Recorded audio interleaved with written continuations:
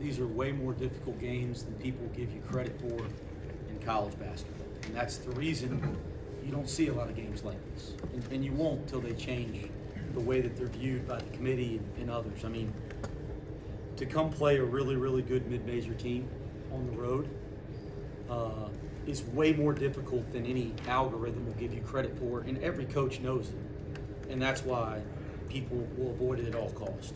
As everybody in here knows, this is a contract that goes back a long time that we inherited. And I thought this game was unbelievable for our team.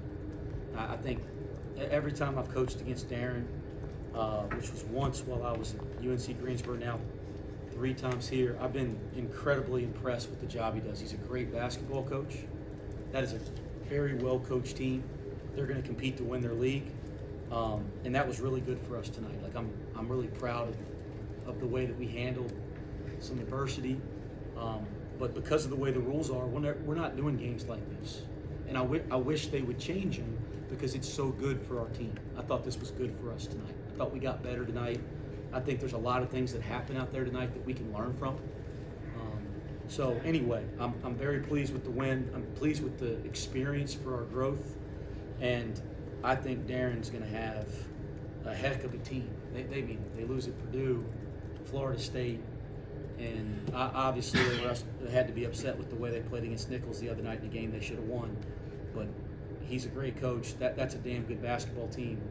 They're going to figure it out. I thought early, man, they made a ton of. They felt like they made every shot over the top. Like I thought we had some really good possessions early, and they just made everything.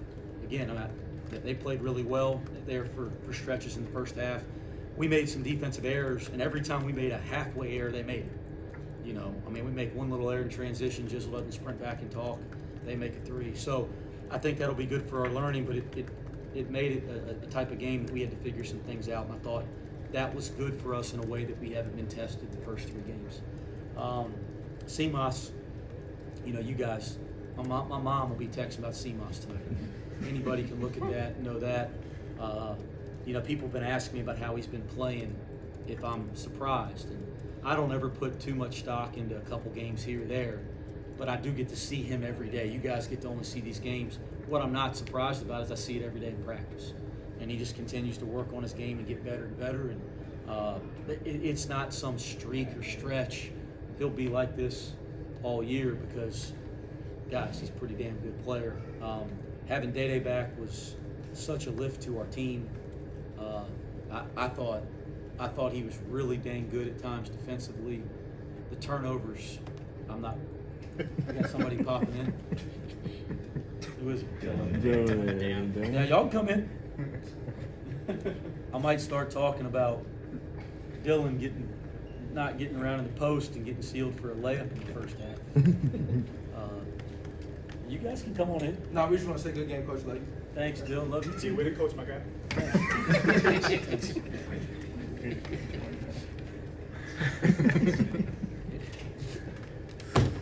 We got a good group of kids. They're fun. I wish you guys got to see what I get to see every day because they're fun to be around. I do love them. But I thought Day gave us just a tremendous lift. Just having him out there, and I thought he had some great plays. He put so much more pressure on the paint. Like him and Dan are 2 guys that they put so much more pressure on the paint with their ability to drive. And that really opened the game up for us in the second half when he was out there. He's so good defensively. And he had some careless turnovers, but he's been out and hadn't played a lot of basketball, so that's to be expected. And then, you know, there was a lot of things I wasn't pleased with, but I was pleased. I was pleased with the way we responded in the second half. And I told the guys in there, we'll enjoy it tonight, and we'll talk about the rebounding tomorrow. Okay, so if you guys heard some of the careless turnovers, and we had a chance to kind of close the game out. So if you guys think that I'm just going to be some happy dude, I'm not, but I'm going to let these guys enjoy it. And then we'll address some of the things we got to learn from tonight. What about the rebounding? It stinks. I mean, it's atrocious. Now, give Northern Kentucky credit because those dudes crash in a different way than the first 3 teams we played. You know, and some of the things that we've been harping on in practice with our guys about rebounding habits, and they're kind of looking at you like, well, yeah, coach, but I can get the ball, man. it's like, nah, we got beat to the damn thing tonight. They were the more physical team on the board tonight. And I think that'll be really good for us to make a point, because we will be a good rebounding team. I promise you that. We emphasize that every second of every day. But I think tonight it was atrocious. I'm pissed about it. I'm going to let everybody enjoy this one till about midnight, and we will address that tomorrow. And I told them walking out, guys, we'll address the rebounding tomorrow. And they kind of nodded their heads like, yeah, we know it's coming. And then I thought we made some errors. They capitalized, it felt like, every time we did. And I thought those turnovers out front, when we kind of had the game in hand, we could have had the game in hand to kind of keep it a game. I was really disappointed in those plays. I thought they were careless plays, and we got to be able to close games out better. But it's the first time we've been in that situation this year, so something we'll learn from. What's the value of this game with Georgia Tech and Villanova on the road and Dayton neutral coming up? Yeah, again, you guys, I'm starting to learn this with y'all's questioning, and they're all good questions, but you guys are the greatest at the narratives. I leave the narratives aside. What I'll tell you, I don't know about what's coming up and what's not. I don't get into all that. But what I do know is this game had a lot of value for our team. That was very, very good for our team. We got better tonight. We had some good things we're going to be able to build on tonight, and we did some terrible things that we're going to be able to learn from tonight. That was awesome. The environment was great. I said this on the radio. Man, we were in here 2 years ago, and that was a bad night. I couldn't help but remember that walking through here today and going back to that same locker room and all that.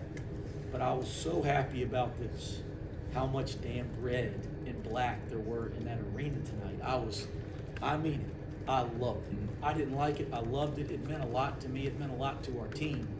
Like, we love it. We keep coming. Like, if we play on the North Pole, I want to see some red and damn black. Okay, so it was awesome to see we got the bridge and all the crap going on with that. And it was awesome to see so many Bearcats in this arena tonight, so I really appreciated that as well.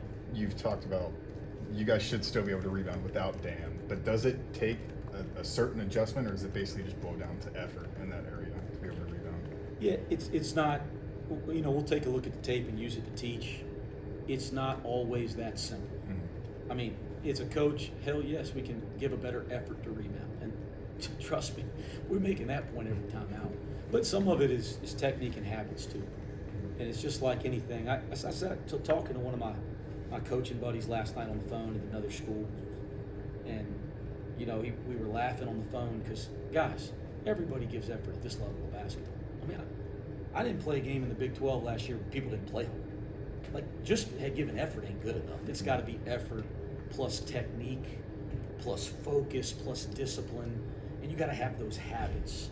And that's all those things combined are what's going on with our rebound. But we'll have a chance to really teach and learn from tonight. In the first half, that's when the rebounding gap was wide, right? But in the second half, you guys matched them. What do you feel like? I know you haven't been able to look at the tape or whatnot, but what do you feel like was the difference from the first to the second half? Hey, listen, all I can see in my head right now are the second half rebounds we didn't get, the loose balls we didn't get. I mean, we give up one, they throw it out for a three, so it wasn't even just the rebound. We don't do a good job of getting matched after we give one up. I mean, I know the numbers were a little better in the second half. They missed more, so we got to rebound more. So, there's a lot more. The fact of the matter is they got way too many damn offensive rebounds. I'm pissed about it, and we didn't get enough. And it'll be that simple. We'll use the tape to address it, but the numbers were a little better in the second half. I'm not sure we were a heck of a lot better in the second half either. Wes, Jizzle James, really facilitator and scoring in the first half. What can you say about getting your team going on the road in this environment tonight? Yeah, I said this on the radio. This is the greatest compliment I can give a player. I said, man, I didn't even think Jizzle was that good tonight. And they said, well, what do you expect? I said, I expect him to be the best point guard in college basketball. So, and then you look down and look at his line, it's pretty damn good, isn't it? And he had some really good moments. So when I say I didn't think he was that good tonight, it's because we ain't seen nothing yet, guys. I see it in practice all the time. Jizzle James is a big-time player. And he did some good things, and he had a nice night for you guys. For me, he ain't even close yet. Did he help keep things balanced when everything was going awry in that first half? You guys were rebounding well, but you look down at his box, and I think it was 9 points, 4 rebounds, 4 assists. Seemed like he was doing everything for you guys in that first half. The thing about just, you know what you're getting every single day. You walk in the gym and you know every single day you're going to get work ethic, focus, and a winning mentality. And that's every day. And I've coached him now for a year and a half, and I can't tell you a day I haven't gotten that. So, yes, it keeps us together. And not just in some game, but every day. And with Dede being out, there's been a lot on his shoulders here. He's done a really nice job. I thought Dede being back, I mean, it's going to help Jizzle in a lot of ways. It really is. It gives Jizzle a little bit of a breather. Felt like Tyler had his most impactful game so far. Is that what you're seeing? Just more and more progression each and every week? Yeah, I think the extended minutes for Tyler Betsy here to start the season are so valuable for his. I mean, him and Arrington Page, like, we can't play them enough early because they're so gifted and they're so important to this team. And so the more opportunities they get to play, the more minutes they play, I think the better that is for our team in a couple months. I just think they're both big time players with big time futures, and the quicker we can get them to grow into who they're going to be, the better our team's going to be. So I thought both of them had some really good moments tonight. Both of them had some things that we're going to learn from on the tape tomorrow. I know Tyler 0 for 3 for his first 3 free throws. He's going to be kicking himself because he's a really good shooter and he made a couple defensive errors. But he's getting better every single day, and he's working his tail off too. So is Arrington Page. Thanks, Coach. Thanks.